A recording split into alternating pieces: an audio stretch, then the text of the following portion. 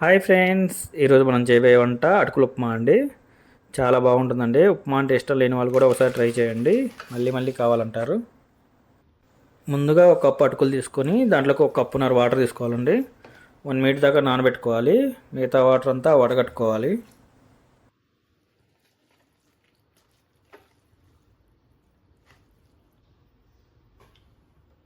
తర్వాత gas on చేసుకొని కళాయి తీసుకోవాలండి. 1 స్పూన్ ఆయిల్ తీసుకోవాలి. ఆయిల్ వేడయ్యాక 1 స్పూన్ ఆవాలు, 1 స్పూన్ జీలకర్ర తీసుకోవాలండి.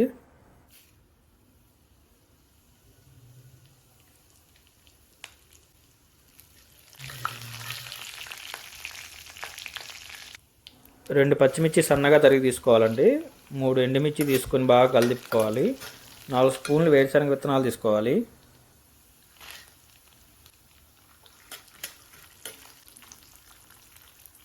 ఒక ఆనియన్ సన్నగా తరిగి తీసుకోవాలండి. 4 రెబ్బల కరివేపాకు తీసుకొని బాగా కలిదిప్పుకోవాలి.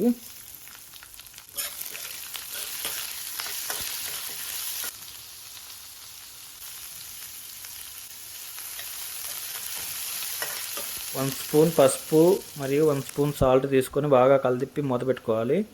5 మినిట్స్ దాకా సిమ్లో పెట్టుకోవాలి.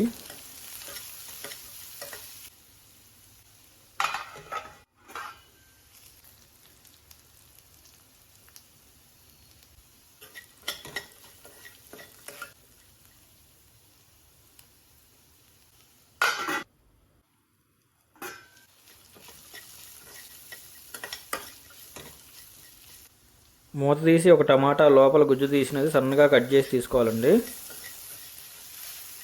ఇప్పుడు నానబెట్టిన అటుకులు తీసుకొని బాగా కలిదిప్పుకోవాలండి.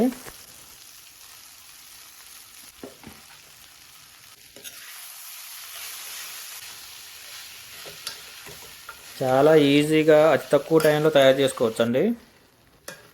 ఎంతో టేస్టీ అయిన అటుకుల ఉప్మా రెడీ అయిందండి.